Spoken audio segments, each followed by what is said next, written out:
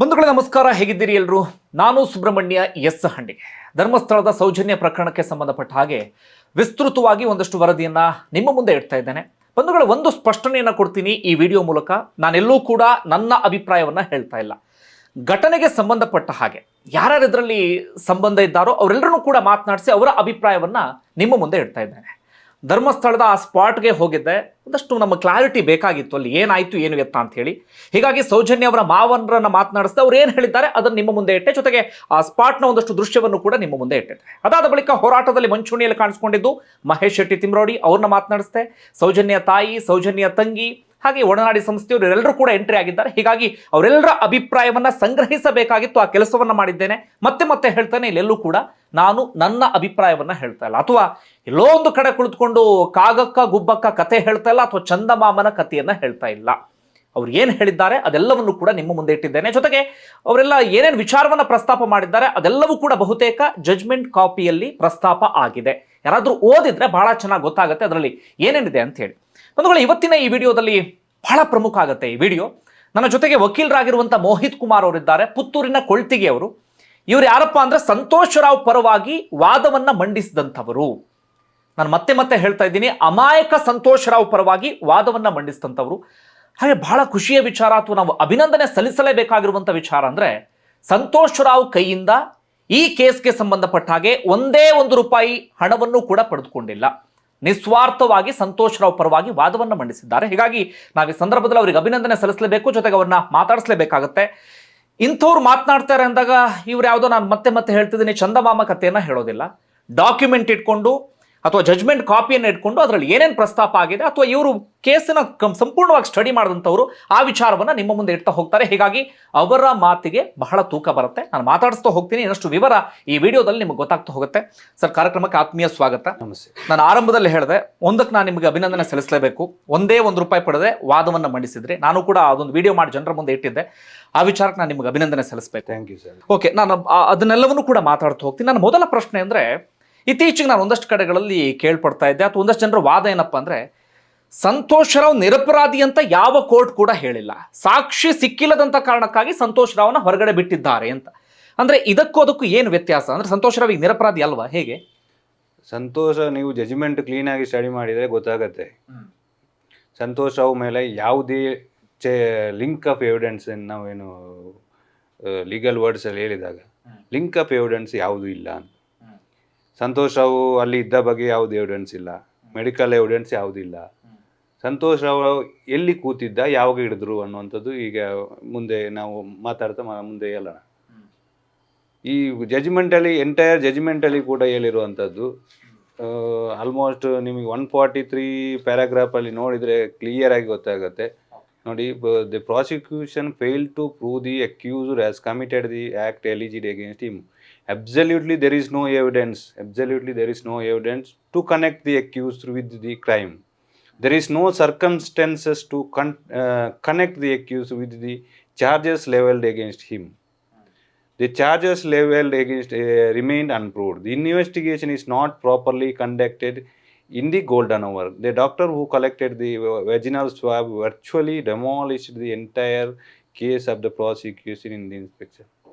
Okay, the entire ನೀವು judgement ಈ ಒಂದು ಪ್ಯಾರಾಗ್ರಾಫಲ್ಲಿ ಜಡ್ಜ್ ಸಾಹೇಬರು ಬರೆದಿದ್ದಾರೆ. ಎವಿಡೆನ್ಸ್ ಇವನ ಮೇಲೆ ಯಾವುದೇ evidence, there is no evidence to connect the accused ಅಂದ್ರೆ ಏನು? ಓಕೆ, ಈತನ ಮೇಲೆ ಯಾವುದೇ ನೋ ಎವಿಡೆನ್ಸ್ ಅಂತ, ಲ್ಯಾಕ್ ಆಫ್ ಎವಿಡೆನ್ಸ್ ಅಂತ ಇಲ್ಲಿ ಬರಲಿಲ್ಲ, ಇಲ್ಲವೇ ಇಲ್ಲ. ದೆರ್ ಇಸ್ ನೋ ಎವಿಡೆನ್ಸ್ ಅಂತ ಬಂದಿರೋದು. ಯಾರೋ ಒಬ್ರು ಮಾತಾಡ್ತಾರೆ, ಅದರ ಬಗ್ಗೆ ನಾವು ಕಮೆಂಟ್ ಮಾಡಬೇಕು ಅಂತ ಏನಿಲ್ಲ. ನಾವು ಏನಿದೆ, ನಾನು ಏನಿದ್ರು ಯಾರ ಮೇಲೇನು ನಾನು ಬೆರಳು ತೋರಿಸುವಂಥ ಕೆಲಸ ನಾನು ಇಷ್ಟವರೆಗೆ ಮಾಡಲಿಲ್ಲ, ಮಾಡೋದು ಇಲ್ಲ. ಕೇಸಲ್ಲಿ ಏನಿದೆ ಅದನ್ನು ಹೇಳ್ತಾ ಇರೋವಂಥದ್ದು. ಈಗ 9ನೇ ತಾರೀಕು ನಿಮಗೆ ನೀವು ಇದೇನು ಇನ್ವೆಸ್ಟಿಗೇಷನ್ ನಿಮ್ಮದೇ ಥರ ಒಂದು ಇನ್ವೆಸ್ಟಿಗೇಷನ್ ಥರ ಮಾಡಿದರೆ ನಿಮಗೆ ಗೊತ್ತಿದೆ. 9ನೇ ತಾರೀಕು ಹುಡುಗಿ ಮಿಸ್ ಆಗ್ತಾಳೆ 4:15 ಗಂಟೆಗೆ.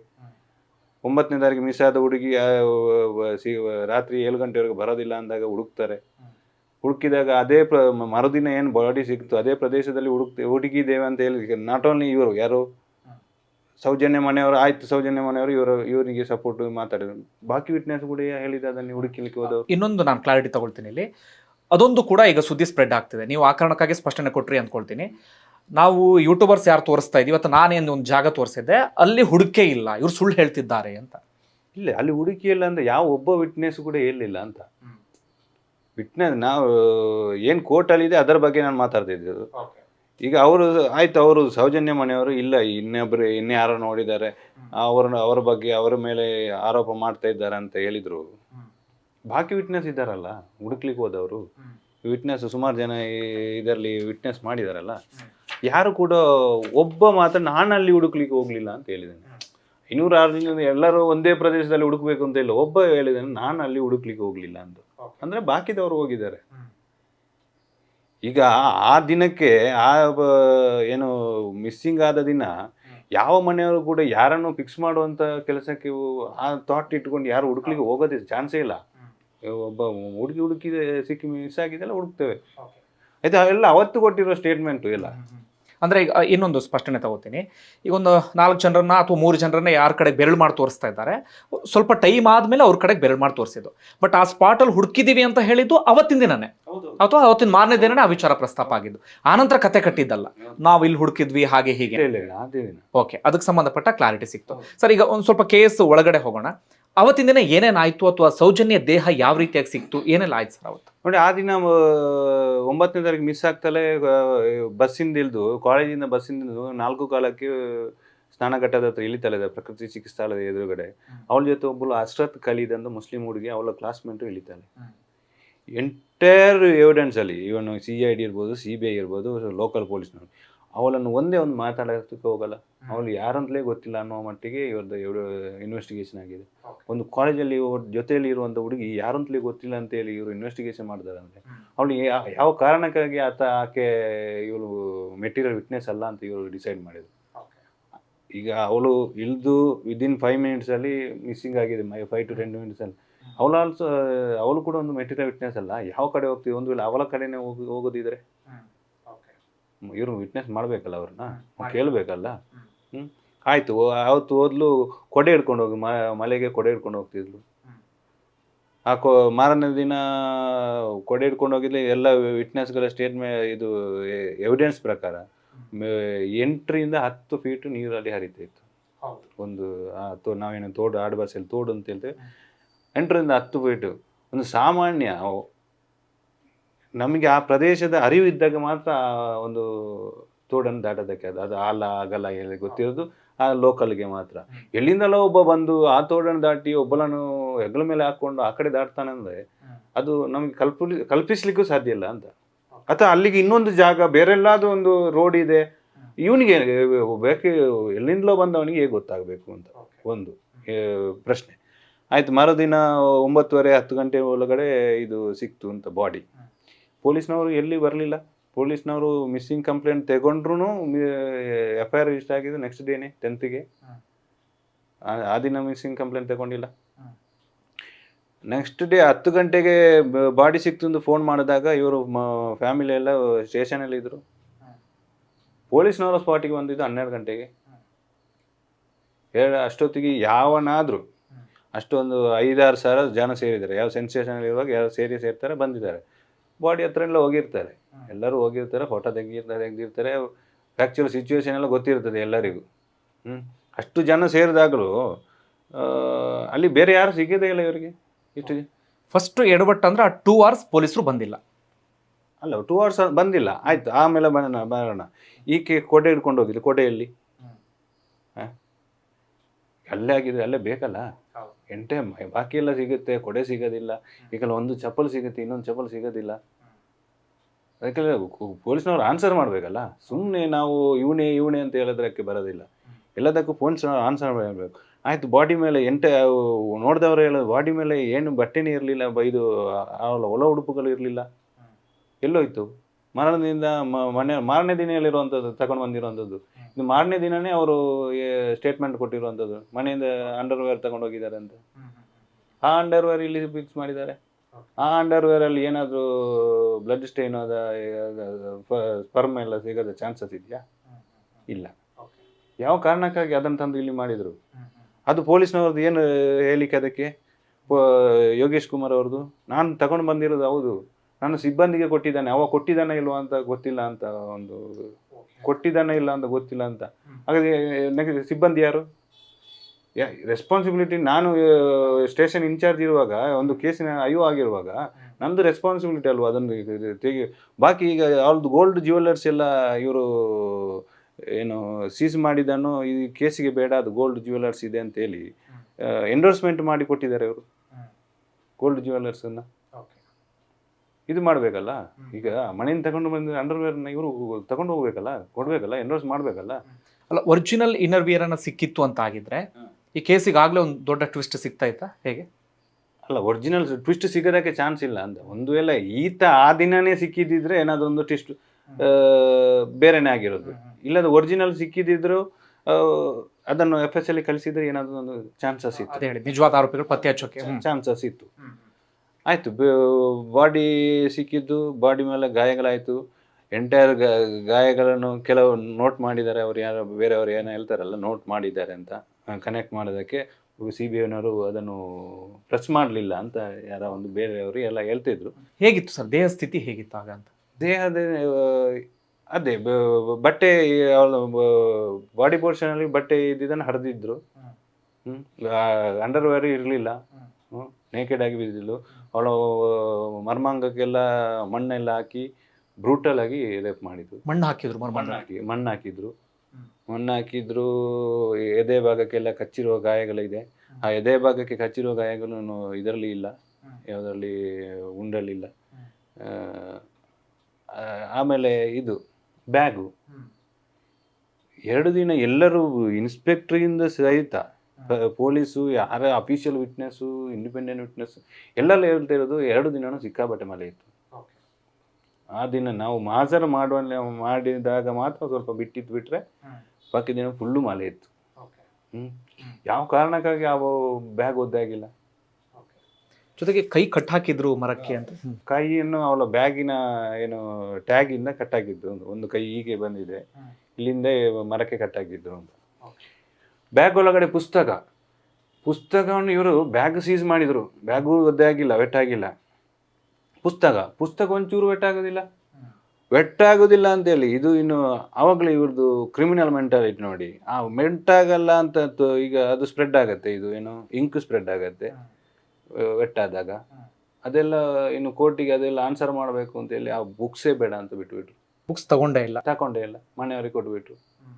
ಇವಾಗ ಲಾಸ್ಟ್ ಟೈಮ್ ಬಂದಾಗ ಅವರು ಎವಿಡೆನ್ಸ್ ಟೈಮಲ್ಲಿ ಬಂದಾಗಲೂ ಆ ಬುಕ್ಸ್ ತಗೊಂಡು ಬಂದಿದ್ರು ಅವರು.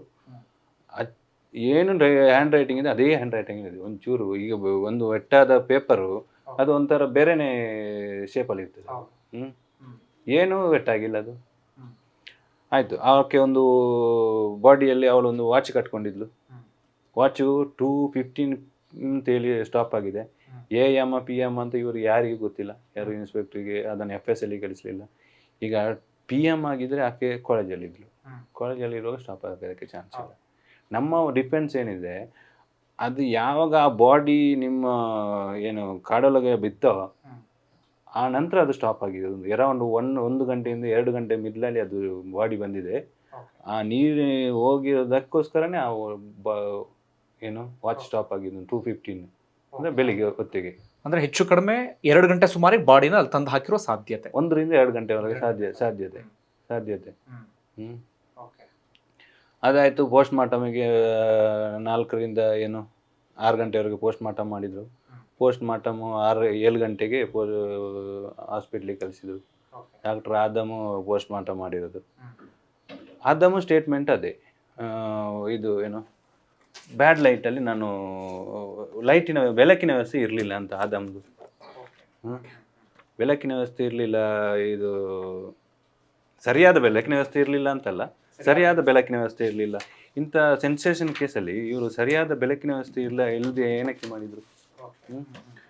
ಬೆಳಕಿನ ವ್ಯವಸ್ಥೆ ಇಲ್ಲದೆ ಆಕೆಯ ಅನ್ಡೈಜೆಸ್ಟ್ ಫುಡ್ ಏನು ಇದರಲ್ಲಿದೆ, ಯಾವುದರಲ್ಲಿ ಬಾಡಿಯಲ್ಲಿದೆ, ಆ ಅನ್ಡೈಜೆಸ್ಟೆಡ್ ಫುಡ್ಡನ್ನು ಇವರು ರಿಕವರಿ ಮಾಡಿ ಇದಕ್ಕೆ ಹಾಕೋದಿಲ್ಲ, FS ಅಲ್ಲಿ ಕಳಿಸೋದಿಲ್ಲ. ದೇಹದಲ್ಲಿರುವ ಗಾಯಗಳ ಬಗ್ಗೆ ನೋಟ್ ಮಾಡೋದಿಲ್ಲ. ಫುಡ್ದು ಒಂದು ಕ್ಲಾರಿಟಿ ಅಂದರೆ ಅವರ ಮನೆಯವರು ಹೇಳೋದು ಬೆಳಗ್ಗೆಯಿಂದ ಆಕೆ ಏನೂ ತಿಂದಿರಲಿಲ್ಲ, ಅವತ್ತು ಹೊಸ ಅಕ್ಕಿ ಏನೋ ಪೂಜೆ ಇತ್ತು ಆ ಕಾರಣಕ್ಕಾಗಿ ಅಂತ. ಬಟ್ ಈ ರಿಪೋರ್ಟಲ್ಲಿದೆ 6 ಗಂಟೆ ಸುಮಾರಿಗೆ ಆಕೆ ಏನೋ ಒಂದು ಫುಡ್ ಸೇವನೆ ಮಾಡಿದ್ದಾಳೆ. 6 ಗಂಟೆ ಸುಮಾರಿಗೆ ಅಂತಲ್ಲ, ಡೆತ್ ಆಗೋ 6 ಗಂಟೆ ಮೊದಲು. 6 ಗಂಟೆ ಮೊದಲು, ಡೆತ್ ಆಗೋ 6 ಗಂಟೆ ಮೊದಲು. ಮೊದಲು ಆಕೆ ದೇಹದೊಳಗೆ. ಅಂದರೆ ಅದು ಸಜೆಷನ್ ನಮ್ಮದು.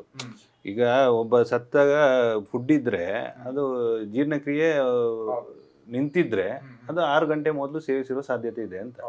ಮತ್ತು 6 ಗಂಟೆ ಮೊದಲು ಯಾರು ಅವಳಿಗೆ ಫುಡ್ ಕೊಟ್ಟರು? ಫುಡ್ ಯಾರು ಕೊಟ್ಟರು? ಫುಡ್ಡನ್ನು ಏನಕ್ಕೆ ಇವರು ಏನು ತೆಗೆದು ಇದಕ್ಕೆ ಕಳಿಸಲಿಲ್ಲ, FSL ಕಳಿಸಲಿಲ್ಲ. ಒಂದು ಸೆಗ್ಮಾ ಕಲೆಕ್ಟ್ ಮಾಡಿದ್ರು.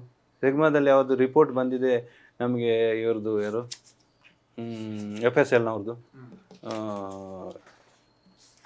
ಏನಂದರೆ ನಮಗೆ ಅದು ಪ್ರಾಪರಾಗಿ ಕಲೆಕ್ಟ್ ಮಾಡಿ ಕೊಟ್ಟಿಲ್ಲ ನಮಗೆ. 10 ಡೇಸ್ ವಿದಿನ್ 72 ಡೇಸಲ್ಲಿ 72 ಅವರ್ಸಲ್ಲಿ ನಾವು ಕಳಿಸ್ತಿದೆ ಮಾತ್ರ ಇದು ಇದಾಗತ್ತೆ ಅಂತ.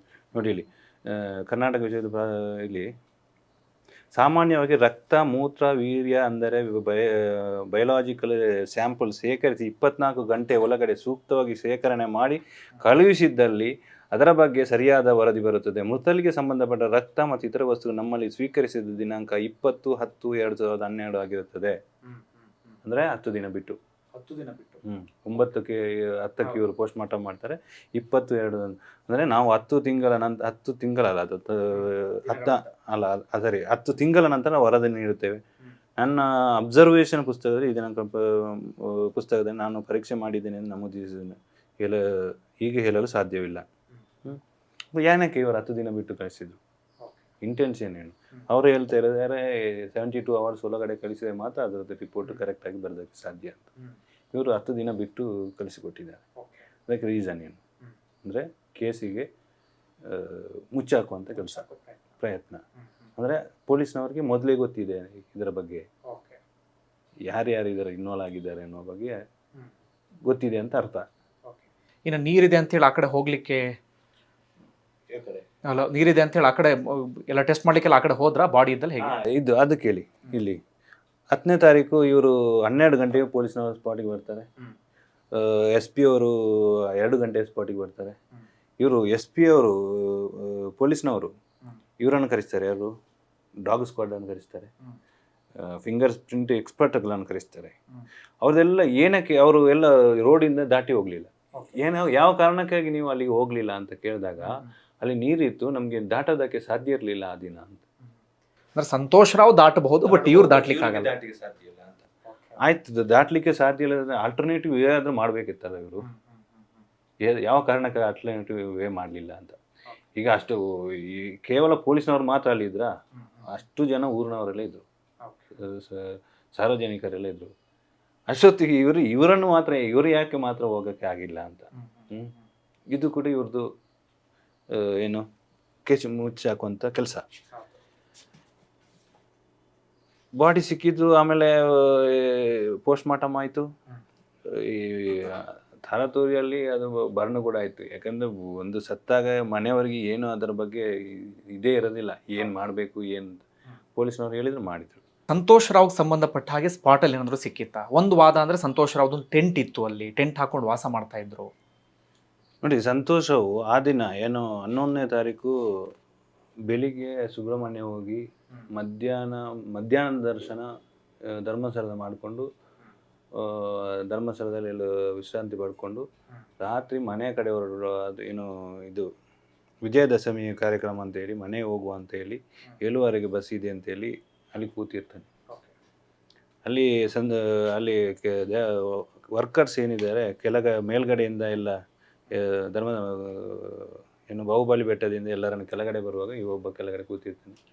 ಯಾಕೆ ಕೂತಿದ್ಯಾ ಅಂತ ಕೇಳಿದಾಗ ನನ್ನ ಮೇಲ್ಗಡೆ ಯಾರೋ ಹೋಗಿದ್ದಾರೆ, ಅವ್ರು ಬರಬೇಕು. ಅದಕ್ಕೆ ಅವ್ರು ಹೇಳ್ತಾರೆ ಯಾರು ಮೇಲ್ಗಡೆ ಇಲ್ಲ, ನೀವು ಹೋಗು ಅಂತ. ಅಷ್ಟೊತ್ತಿಗೆ ಇವು ಓಡಲಿಕ್ಕೆ ಸ್ಟಾರ್ಟ್ ಮಾಡಿದ ಅಂತ. ಅಷ್ಟು ಹೇಳಿದಾಗ ಇವು ಓಡಲಿಕ್ಕೆ ಸ್ಟಾರ್ಟ್ ಮಾಡಿದ್ರು. ನಾವು ಕಲ್ಲ ಅಂತ ಹೇಳಿದ್ದೀವಿ, ಹೊಡೆದೆವು ಅಂತ. ಹೊಡೆದು ಪಬ್ಲಿಕ್ಸ್ ಎಲ್ಲ ಹೊಡೆದಿದ್ದಾರೆ. ಅಷ್ಟೊತ್ತಿಗೆ ಪೊಲೀಸ್ನವರು ಬಂದಿದ್ದಾರೆ, ಪೊಲೀಸ್ನವರಿಗೆ ಹಿಡಿದು ಕೊಟ್ಟಿದ್ದಾರೆ.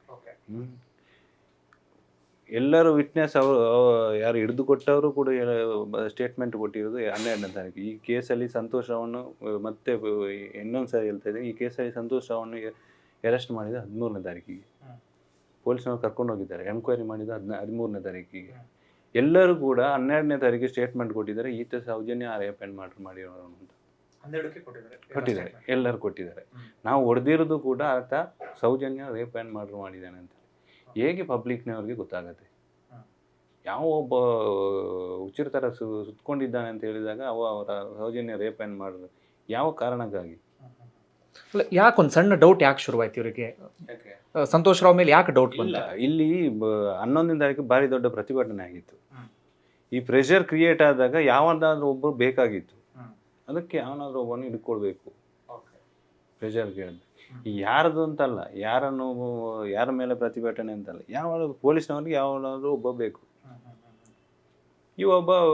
ಇವನು ಬ್ಯಾಡ್ ಲಕ್ ಏನೋ ಬಂದಿದ್ದಾನೆ, ಅವತ್ತು ಸಿಕ್ಕಾಕೊಂಡಿದ್ದಾನೆ. ಒಂದಷ್ಟು ಜನರು ವಾದ ಅಂದ್ರೆ ಅಷ್ಟೊತ್ತಿಗೆ ಕಂಪ್ಲೀಟ್ ಕತ್ಲೆ ಆಗಿತ್ತು ಅಲ್ಲಿ. ಆ ಟೈಮಲ್ಲಿ ಸಂತೋಷ್ ರಾವ್ ಅಲ್ಲಿದ್ದ. ಎಲ್ಲಿ ಕತ್ಲೆ ಆಗಿ? ಅಂದ್ರೆ ಬಾಹುಬಲಿ ಬೆಟ್ಟದ ಹತ್ರ ಯಾರೂ ಇರ್ಲಿಲ್ಲ. ಇಲ್ಲ, ಅದು ನಾವು ಒಂದು ಪಬ್ಲಿಕ್ ಪರ್ಸೆಪ್ಷನ್ ನಾವು ಹೇಳೋದಕ್ಕೆ ಬರಲ್ಲ. ನಾನು ಏನಿದೆ, ಅವರು ಯಾರು ಹಿಡ್ದಿದ್ದಾರೆ ಅವರೇ ಹೇಳಿರೋಂಥದ್ದು. ಬೆಳಕಿನ ವ್ಯವಸ್ಥೆ ಇತ್ತು ಅಲ್ಲಿ. ಅವು ಮಂಟಪದಲ್ಲಿ ಕೂರಿಲ್ಲ, ಲೈಟಿನ ವ್ಯವಸ್ಥೆ ಇತ್ತು, ಅವರೇ ಹೇಳಿರೋದು. ಆಮೇಲೆ CBI ಎವಿಡೆನ್ಸ್ಗೆ ಬಂದಾಗ ಅದು ಇಲ್ಲ ನಕ್ಸಲೇಟ್ ಸ್ಕ್ವಾಡ್ನವ್ರು ಇದ್ರು ಅಂತ, ಅವ್ರು ಏನು ಹಿಡ್ಕೊಂಡು ಹೋದ್ರು ಅಂತ, ಅದು ಇಂಪ್ರೂವ್ಮೆಂಟ್ಸ್ ಅವ್ರದ್ದು. ಆಮೇಲೆ 2 years ಮೇಲೆ ಅದು ಇಂಪ್ರೂವ್ಮೆಂಟ್ಸ್. ಹಿಡ್ಕೊಂಡು ಹೊಡೆದ್ರು. 11ನೇ ತಾರೀಕು ರಾತ್ರಿ ಅವನ್ನ ಸ್ಟೇಷನಿಗೆ ಕೂರಿಸ್ತಾರೆ. ಆ್ಯಸ್ ಯೂಶ್ವಲ್ ಪೊಲೀಸ್ನವರು ಅವರ ಟ್ರೀಟ್ಮೆಂಟ್ ಏನಿದೆ ಅದು ಗೊತ್ತಿದೆ, ಎಲ್ಲರಿಗೂ ಗೊತ್ತಿದೆ. ನಾನು ಹೇಳಿದ್ರು ಗೊತ್ತಾಗತ್ತೆ, ಹೇಳದಿದ್ರು ಗೊತ್ತಾಗತ್ತೆ ಏನು ಯಾವ ರೀತಿ ಟ್ರೀಟ್ ಮಾಡ್ತಾರೆ ಅಂತ. 12ನೇ ತಾರೀಕು 10 ಗಂಟೆಗೆ ಆಸ್ಪತ್ರೆಗೆ ಕರ್ಕೊಂಡು ಹೋಗ್ತಾರೆ. ಆಸ್ಪತ್ರೆಗೆ ಅಷ್ಟೊತ್ತಿಗೆ ಹುಷಾರಿದ್ದ, ಏನಂದರೆ ಪೊಲೀಸ್ನವರು ಹೇಳ್ತಾ ಇರೋದು ಅವನಿಗೆ ಮಾತಾಡೋ ಸ್ಥಿತಿಯಲ್ಲಿ ಇರಲಿಲ್ಲ. ಅದಕ್ಕೋಸ್ಕರ ನಾವು ಅವನನ್ನು ಆಸ್ಪತ್ರೆಗೆ, ಮೊದಲನೇ ದಿನ ಹೊಡೆದಿದ್ದಾಗ ಇವ್ರನ್ನ ಕೊಂಡೋಗಲಿಲ್ಲ. ಸ್ಟೇಷನಲ್ಲಿ ಏನು ಟ್ರೀಟ್ಮೆಂಟ್ ಅಂತ ಹೇಳಿದ ಅವಾಗ ಕೊಂಡೋಗ್ಲಿಲ್ಲ. ಮರುದಿನ ಕೊಂಡೋಗಿ ಇವ್ರಿಗೆ ಬೆಳ್ತಂಗಡಿ ಪೊಲೀಸ್ನವರು ಆಸ್ಪತ್ರೆಯಲ್ಲಿ ಏನು ಕೇಳ್ತಾರೆ, ಇವರು ಇವನ ಮೇಲೆ ಗಾಯಗಳಾಗಿರೋದು ಸೌಜನ್ಯನ ಉಗುರುಗಳಿಂದ ಆಗಿರೋ ಸಾಧ್ಯತೆ ಇದೆಯಾ ಅಂತ ಯಾರೋ ಪೊಲೀಸ್ನವರು ಅವರು ಬೆಳ್ತಂಗಡಿ ಆಸ್ ಯೂಶುವಲ್ ಸಾಧ್ಯತೆ ಇದೆ ಅಂತ ಕಳಿಸ್ಕೊಟ್ಟಿದ್ರು. ಅಲ್ಲಿಂದ ನಂತರ ಇಲ್ಲಿ ಕಳಿಸ್ತಾರೆ, ಅಲ್ಲಿಗೆ KS ಹೆಗ್ಡೆಗೆ. ಅಲ್ಲಿಗೆ ಏನು ಕೇಳ್ತಾರೆ ಇವರು, ಈತ ಸೆಕ್ಸ್ ಮಾಡೋದಕ್ಕೆ ಅರ್ಹನೋ ಅಲ್ಲ ಅಂತ ರಿಪೋರ್ಟ್ ಕೇಳ್ತಾರೆ. 12th ಹೇಗೇನು ಹೇಳ್ತಾ ಇದ್ದೀನಿ, ಅವನನ್ನು ಎನ್ಕ್ವೈರಿ ಮಾಡಿದ 13ಕ್ಕೆ. ಅಂದರೆ ಅವರು ರಿಪೋರ್ಟ್ ಕೊಡ್ತಾರೆ, ಇವರು ಈ ಕ್ಯಾನ್ ಪರ್ಫಾರ್ಮ್ ಸೆಕ್ಸ್ ಅಂತ ರಿಪೋರ್ಟ್ ಕೊಡ್ತಾರೆ. ಅಂದರೆ ಈತ ಸೆಕ್ಸ್ ಮಾಡೋದಕ್ಕೆ ಅರ್ಹ ಅಂತ ಇದ್ದರೆ ಈತನನ್ನು ಈ ಕೇಸಿಗೆ ಫಿಕ್ಟ್ ಮಾಡುವ ಅಂತ ಅರ್ಥ. ಅದಕ್ಕೋಸ್ಕರ ಇವರು 13ಕ್ಕೆ ಇವನ್ನ ಎನ್ಕ್ವೈರಿ ಮಾಡೋದು. ಎನ್ಕ್ವೈರಿ ಮಾಡಿ ಆಮೇಲೆ ಇವನನ್ನು ಈ ಕೇಸಲ್ಲಿ ಅರೆಸ್ಟ್ ಮಾಡೋದು, ಪ್ರೊಡ್ಯೂಸ್ ಮಾಡೋದು. ಆಮೇಲೆ ಪ್ರೊಡ್ಯೂಸ್ ಆದಮೇಲೆ ಇವನನ್ನು ಕೊಂಡೋಗಿ ಅವನು ಹಿಡಿದಾಗ ಯಾರು ಹಿಡ್ದಿದ್ದಾರೆ ಅವರೇ ಹೇಳ್ತಿರೋದು ಒಂದು ಬ್ಯಾಗ್ ಹಿಡ್ಕೊಂಡಿದ್ದ ಅಂತ. ಬ್ಯಾಗಲ್ಲಿ ಅವನೊಬ್ಬ ಇದೆಲ್ಲ ಇತ್ತು ಅಂತ, ಥಿಂಗ್ಸ್ ಎಲ್ಲ ಇತ್ತು ಅಂತ. ಆ ಥಿಂಗ್ಸನ್ನು ಇವರು ಸ್ಟೇಷನಲ್ಲಿ ಏನಕ್ಕೆ ಇದು ಮಾಡಲಿಲ್ಲ. ಆ ಥಿಂಗ್ಸ್ ಎಲ್ಲಿದೆ ನಾವು ಕ್ವಶನ್ ಮಾಡಿದಾಗ ಅವರೆಲ್ಲ ಆ ಬಗ್ಗೆ ನಮಗೆ ಮಾಹಿತಿ ಇಲ್ಲ ಅಂತ. ಪೊಲೀಸ್ನವರು ಇದು IO ಮಾಡುವಂಥ ಕೆಲಸ, ಮಾಹಿತಿ ಇಲ್ಲ ಅಂತ ಆಯಿತು. ಆಮೇಲೆ ಇವನು ಸ್ಪಾಟಿಗೆ ಕರ್ಕೊಂಡು ಹೋಗ್ತಾರೆ. ಆ್ಯಕ್ಚುಲಿ 14ನೇ ತಾರೀಕಿಗೆ ಬೆಳಿಗ್ಗೆ 6 ಗಂಟೆಗೆ ಹೋಗಿದ್ದಾರೆ ಅವ್ರ ಮನೆಯವರ ಪ್ರಕಾರ. ಅಲ್ಲಿ ಹೋಗಿ ಫಸ್ಟ್ ಮಾಜರ್ ಮಾಡಿ ಬಂದಿದ್ದಾರೆ. ನಾವು ಏನೋ ನಮ್ಮನ್ನು ಕೇಳದೆ ಏನಕ್ಕೆ ಹೋದ್ರಿ, ನಮಗೆ ಏನಕ್ಕೆ ಇನ್ಫಾರ್ಮ್ ಮಾಡಲಿಲ್ಲ ಅಂತ ಹೇಳಿದಾಗೆ ತಿರ್ಗಾ 12 ಗಂಟೆಗೆ ಹೋಗಿ ಇನ್ನೊಂದು ಮಾಜರ್ ಮಾಡಿದ್ದಾರೆ ಅಂತ. ಡೆಡ್ ಬಾಡಿಯಿಂದ 50 ಮೀಟ್ರ್ ಮೇಲ್ಗಡೆ ಒಂದು ಟೆಂಟ್ ಹಾಕಿಕೊಂಡು ಒಬ್ಬ ಕೂತಿದ್ದಾನೆ, 2 ದಿನ ಸ್ಟೇ ಆಗಿದ್ದಾನೆ ಅಂದರೆ ಆ ಸಂದರ್ಭದಲ್ಲಿ ಯಾವನೇ ಆದರೂ ಒಬ್ಬ ಪಬ್ಲಿಕ್ಕಿಗೆ ಸಿಕ್ಕಬೇಕಿತ್ತು ಅಲ್ವಾ. ಟೆಂಟು ಸುಮ್ಮನೆ ಆಕೆ ಈ ಕಡೆ ಓಡಾಡುವಂಥದ್ದು, ಟೆಂಟ್ ಹಾಕ್ಕೊಂಡು ಕೂತಿರೋದು. ಬಾಡಿ ಸಿಕ್ಕಿದ 50 ಬಾಡಿ 50 ಮೀಟರ್ ವಿಸಿಬಲ್ ಇದಕ್ಕೆ ಏನು ಮೇನ್ ರೋಡ್ಗೆ ಇದ್ದ ಸ್ಥಳ ಅಂದರೆ ಇವನು ಟೆಂಟ್ ಹಾಕಿರೋ ಸ್ಥಳನೂ ವಿಸಿಬಲ್ ಇದ್ದಿದ್ದು. ಒಂದು ವೈಟ್ ಪಾಲಿಥೀನ್ ಬ್ಯಾಗಲ್ಲಿ ಮಾಡಿಕೊಂಡು ಕೂತ್ರೆ ಸಾಧ್ಯತೆ ಪಬ್ಲಿಕ್ಸಿಗೆ ಯಾರಿಗೆ ಸಿಗಬೇಕಾಗಿತ್ತಲ್ಲ, ಯಾವ ಒಬ್ಬನು ಕೂಡ ಅದನ್ನೇ ಇರಲಿಲ್ಲ. ಈತ ಆ ದಿನ ಅಲ್ಲಿ ಆ ಸರೌಂಡಿಂಗಲ್ಲಿ ಎಲ್ಲಿ ಇರಲಿಲ್ಲ, ಇದ್ದ ಬಗ್ಗೆ ಯಾರೂ ಎವಿಡೆನ್ಸ್ ಕೊಡಲಿಲ್ಲ. ಓಕೆ, ಈ ಟೆಂಟ್ ಇದ್ದಕ್ಕೆ ಏನಾದರೂ ಸಾಕ್ಷಿ ಇತ್ತಾ? ಟೆಂಟ್ ಇವರೇ ಕೊಂಡೋಗಿ ಹಾಕಿರೋದು ಸಾಕ್ಷಿ, ಇವರೇ ಕೊಂಡೋಗಿ ಕ್ರಿಯೇಟ್ ಮಾಡಿರುವಂಥದ್ದು. ಟೆಂಟಲ್ಲಿ ಇವನು ಈ ಬ್ಯಾಗು ಅಲ್ಲಿ ಹೇಗೆ ಸಿಕ್ಕಿತ್ತು ಅಂತ ಇಲ್ಲಿ ಇವರು ಬಾಹುಬಲಿ ಬೆಟ್ಟದ ಹತ್ರ ಒಂದು ಕೈಲ ಆ ಬ್ಯಾಗ್ ಇತ್ತು. ಆ ಬ್ಯಾಗ್ ಅಲ್ಲಿ ಹೇಗೆ ಸಿಕ್ಕಿತ್ತು ಇವ್ರು ಹಿಡ್ಕೊಡುವಾಗ ಬ್ಯಾಗ್ ಸಂತೋಷ ಅವರೇ ಹೇಳ್ತಾ ಇರೋದು. ಒಂದು ಬ್ಯಾಗ್ ಇತ್ತು, ಅದರಲ್ಲಿ ಅವನು ಬಟ್ಟೆಗಳೆಲ್ಲ ಸೇಮ್ ಬಟ್ಟೆ ತಾನೆ ಅಲ್ಲಿ, ಸೇಮ್ ಬಟ್ಟೆ ಅಲ್ಲೂ ಸಿಗತ್ತೆ ಸ್ಪಾಟ್ ಅಲ್ಲಿ. ಹೌದು, ಹೆಂಗೆ ಹೋಯ್ತು, ಯಾರು ಕೊಂಡೋದ್ರು ಅಲ್ವಾ? ಇದಕ್ಕೆ ಇದು ಡೌಟ್ ಅಲ್ವಾ? ಡಬಲ್ ಆಕ್ಟಿಂಗ್ ಮಾಡಿದೆ ಬಟ್ಟೆ. ಹೌದೌದೌದು. ಆಯ್ತು, ಬಟ್ ಅಲ್ಲಿ ಸೌಜನ್ಯನ ಮೈ ಮೇಲೆ ಇದ್ದ ಏನು ಮಣ್ಣನ್ನೆಲ್ಲ FS ಅಲ್ಲಿ ಕಲಿಸಿದೆ, ಅದು ಆ ಪ್ರದೇಶದಿಂದ ಬಂದಿದೆ. ಅದು ಸೇಮ್ ಇವನು ಬಟ್ಟೆಯಲ್ಲಿ ಬರಬೇಕಿತ್ತಲ್ಲ, ಅಲ್ಲೇ ರೇಪ್ ಆ್ಯಂಡ್ ಮರ್ಡರ್ ಆಗಿದ್ದಿದ್ರೆ. ಇವನ್ ಬಟ್ಟೆಯಲ್ಲಿ ಅದು ಇಲ್ಲ, ಯಾವುದೂ ಇಲ್ಲ ಅಂತ ವಿಟ್ನೆಸ್ ಇದ್ದಾರೆ ಅದಕ್ಕೆ. ದೇರ್ ಇಸ್ ನೋ ಎವಿಡೆನ್ಸ್ ಅಂತ. ಆಮೇಲೆ ಇವನ ಬಟ್ಟೆಯಲ್ಲಿ ಒಂದು 6 ಕೂದಲು ಸಿಕ್ಕಿತ್ತು. 6 ಕೂದಲಲ್ಲಿ ಏನು 5 ಕೂದಲು ಇವನ ಬಟ್ಟೆಯಲ್ಲಿ ಇವನ ಕೂದಲು ಇರೋದು ಸಹಜ, ಇನ್ನೊಂದು ಕೂದಲು ಯಾರದು ಅಂತ ಬರಲಿಲ್ಲ. PW24 ಅವರು it is true that there was no soil on the clothes of the accuser. Okay, ಮಣ್ಣಿರಲಿಲ್ಲ. ಅಸಿಸ್ಟೆಂಟ್ ಡೈರೆಕ್ಟರ್ ಆಫ್ FSL ಅವರು. ಓಕೆ, ಇಷ್ಟೆಲ್ಲ ಇದ್ದು ಯಾವ ಆಧಾರದ ಮೇಲೆ ಸಂತೋಷ್ ರಾವ್ ಈ ಕೇಸಲ್ಲಿ ಆರೋಪಿ?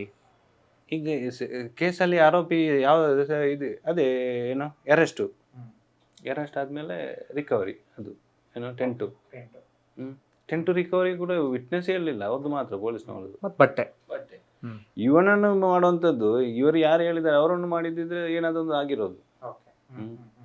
ನಾನು ಅವರಂತಲೇ ಯಾರಂತಲೇ ಹೇಳೋದ, ನಾನು ಯಾರನ್ನು ಹೇಳೋದಕ್ಕೆ ಆಗೋದಿಲ್ಲ. ಕುಟುಂಬಸ್ಥರ ಆರೋಪ ಮಾಡಿದಾಗ, ಯಾಕಂದರೆ ಅವರಿಗೆ ಕೆಲವೊಂದು ವಿಟ್ನೆಸ್, ಅವರು ಯಶೋಧ ಅನ್ನುವಂಥ ಲೇಡಿ ಒಬ್ಬರು ಇದ್ದರು, ಅವರು ನೋಡಿದೆ ಅಂತ ಹೇಳ್ತಾರೆ. ನೋಡಿದ್ದೇ ಇಲ್ವೋ ಇಯರ್ಸೆ, ಅವರು ಕೂಡ ಅವರು ವಿಟ್ನೆಸ್ ಅಲ್ಲ, ನೋಡಿದೆ ಅಲ್ವೋ ಬಗ್ಗೆ ಅದು ಇನ್ವೆಸ್ಟಿಗೇಷನ್, ಅದು ಅವರು ಮಾಡಬೇಕು. ಪೊಲೀಸ್ನವರು ಯಾಕೆ ಆ ಬಗ್ಗೆ ಆ ಥ್ರೂ ಅಲ್ಲಿ ಯಾಕೆ ಇವರು ಕಾನ್ಸಂಟ್ರೇಟ್ ಮಾಡಲಿಲ್ಲ ಅಂತ. ಈಗ ಸಂತೋಷ್ ರಾವ್ ಆ ಜಾಗ ತೋರಿಸಿದ್ದು ಯಾಕೆ, ಅಥವಾ ನಾನಂತೂ ಒಪ್ಕೊಂಡಿದ್ದು ಯಾಕೆ? ಇಲ್ಲ, ತೋರಿಸಿದ್ದೆಲ್ಲ ಒಪ್ಕೊಳ್ಳುವಂಥದ್ದು. ಈಗ ಆಸ್ ಪರ್ ಲಾ ಇದು ಪೊಲೀಸ್ನವ್ರ ಮುಂದೆ ನಾನು ಒಪ್ಕೊಂಡಿದ್ದೆ ಅಂತೇಳಿ ಎಲ್ಲಿ ಬರೋದಿಲ್ಲ. ಅದು ನಾವು ಒಪ್ಕೊಂಡಿದ್ದೆ, ಅವ್ರು ಏನೋ ಟೈಪ್ ಮಾಡ್ತಾರೆ, ಸೈನ್ ಮಾಡಿಸ್ಕೊಳ್ತಾರೆ ಅಷ್ಟೇ, ಬಿಟ್ಟರೆ ಎಲ್ಲ ಕೇಸಲ್ಲಿ ಇದು ನಾನು ಒಪ್ಕೊಂಡಿದ್ದೆ ಅಂತ ಅಲ್ಲ ಅದು. ಅದು ಅಡ್ಮಿಸಿಬಲ್ ಡಾಕ್ಯುಮೆಂಟ್ ಅಲ್ಲ, we can deny the document. ಅದು ಹಾಗೆ, ಅದು ಒಪ್ಕೊಂಡಾಗೆ ಅಲ್ಲ. ಅದು ಅವರು ಪ್ರಿಪೇರ್ ಮಾಡೋದು, ಅವರು ನಾನು ಹೇಳಿದಾಗೆ ಎಲ್ಲಿ ಪ್ರಿಪೇರ್ ಮಾಡ್ತಾರೆ ಅವರು. ಸರ್, ಇನ್ನೊಂದು ಕ್ಲಾರಿಟಿ ಬೇಕು. ಇದೆಲ್ಲ ನೋಡ್ತಾ ಇದ್ದಾಗ ಅಂದರೆ ಒಂದು ಭಾರಿ ಕ್ಲಿಯರ್, ಅಂದರೆ ಆ ಸ್ಪಾಟಲ್ಲಿ ಯಾವುದೂ ಆಗಿದ್ದಲ್ಲ, ಬೇರೆ ಕಡೆ ಏನೋ ಆಗಿ ರಾತ್ರಿ ದೇಹ ತಂದು ಹಾಕಿದ್ದಾರೆ ಅಂತ. ನಮ್ಮದು ಡಿಫೆನ್ಸ್ ಅದು, ನಮ್ಮದು ಡಿಫೆನ್ಸ್, ಬೇರೆ ಎಲ್ಲ ತಂದು ಹಾಕಿದ್ದು. ಅದಕ್ಕೋಸ್ಕರ ಅದನ್ನು ಪ್ರೂವ್ ಮಾಡಲಿಕ್ಕೆ ಸಮ್ ಎವಿಡೆನ್ಸ್ ಆಲ್ಸೋ ಇದೆ ಇದರಲ್ಲಿ. ಯಾವುದೋ ರಿಪೋರ್ಟಲ್ಲಿ ಒಬ್ಬ ವ್ಯಕ್ತಿಗಿಂತ ಜಾಸ್ತಿ ಆ ಥರ ಏನಾದರೂ ಇದೆಯಾ? ಡಾಕ್ಟರ್ ಹೇಳಿದಾರಲ್ಲ, ಡಾಕ್ಟರ್ ಆದಮ್ ಅವರು ಹೇಳಿದ್ದಾರೆ. ಯಾರು ಪೋಸ್ಟ್ ಮಾರ್ಟಮ್ ಡಾಕ್ಟ್ರು, ನಾವು ಸ್ವಲ್ಪ ಅದರ ಬಗ್ಗೆನೇ ಹೋಗೋಣ. ಯಾವ ಮಾಡಲಿಲ್ಲ.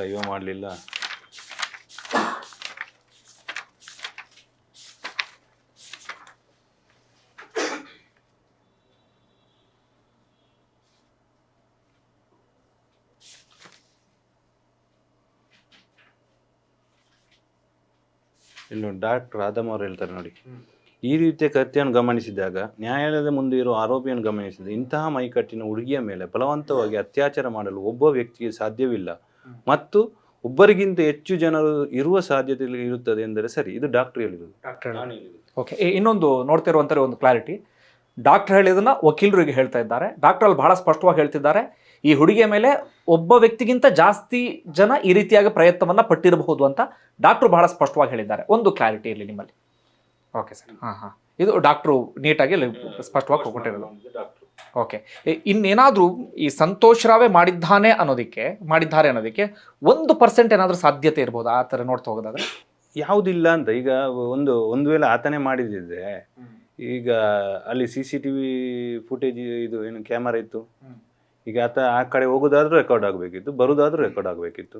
ಸುತ್ತಮುತ್ತಲಿನಲ್ಲಿ ಸುಮಾರು CCTV ಫುಟೇಜ್ ಇತ್ತು. ಇವ ಅಲ್ಲಿಗೆ ಯಾವಾಗ ಬಂದ ಅಂತ ಹೇಳೋದಕ್ಕೆ, ಪ್ರೂವ್ ಮಾಡೋದಕ್ಕೆ ಪೊಲೀಸ್ನವರಿಗೆ ಏನು ದೊಡ್ಡ ಕಷ್ಟ ಇರಲಿಲ್ಲ ಅಂತ. ಏನಕ್ಕೆ ಇವ ಮಾಡಿಲ್ಲ ಅಂದರೆ ಇವ ಹತ್ತಿನ ಬರಲಿಲ್ಲ ಅಲ್ಲಿಗೆ. ಸರೌಂಡಿಂಗ್ಸಲ್ಲಿ ಇದ್ದ ಅಂತ ಹೇಳೋದಕ್ಕಾದ ಒಂದು ಡಾಕ್ಯುಮೆಂಟ್ ಬೇಕಲ್ಲ, ಅದು ಯಾವುದೂ ಇಲ್ಲ ಅಂತ. ಯಾರು ಅವನನ್ನು ನೋಡಿದವರಿಲ್ಲ, CBI ಅವರು ಅಂತೂ ಯಾರನ್ನು ಮಾಡಲಿಲ್ಲ. ಅವ ಅಲ್ಲಿದ್ದ ಬಗ್ಗೆ ಏನೂ ಇಲ್ಲ, ಅದರಲ್ಲಿ CBI ಅವರು ಮಾಡಿರಲಿಲ್ಲ.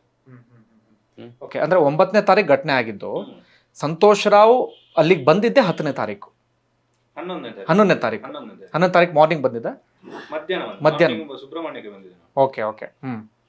ಓಕೆ, ಬಸ್ ಟಿಕೆಟ್ ಇತ್ತೇನೋ, ಬಟ್ ಆ ಬ್ಯಾಗಲ್ಲಿ ಇತ್ತು, ಆ ಬ್ಯಾಗ್ ಯಾರ ಕೈಗೂ ಸಿಕ್ಕಿಲ್ಲ. ಆ ಕಾರಣಕ್ಕೆ ಬಸ್ ಟಿಕೆಟ್ ಇದರಲ್ಲಿ ಇದ್ದಿರ್ಬೋದು, ಜಾಬಲ್ಲಿ ಏನಾದರೂ ಇದ್ದಿರ್ಬೋದು. ಒಂದು ವೇಳೆ ಅವು ಬಸ್ಸಲ್ಲಿ ಬಂದಿದ್ರೆ, ಗೌರ್ಮೆಂಟ್ ಬಸ್ ಎಷ್ಟು ಜನ ಇದ್ದಾರೆ, ಯಾವನಾದ್ರೂ ಒಬ್ಬ ಬಂದು ಹೇಳ್ಬೋದಿತ್ತಲ್ಲ ಯಾವಾಗ ಬಂದಿದ್ದಾನೆ ಅಂತ. ಎಲ್ಲಾದ್ರೂ ಬರ್ಬೇಕಲ್ಲ ಅವನು.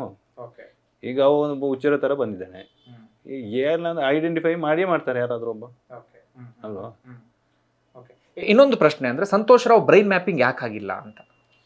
ಬ್ರೈನ್ ಮ್ಯಾಪಿಂಗ್ ಇವರು ಕೇಳಿರೋದೇ CID ಅವರು 2013 14ರಲ್ಲಿ ಅವು ಮೆಂಟಲಿ ಡಿಸ್ಟರ್ಬ್ ಆಗಿದೆ ಆಲ್ರೆಡಿ.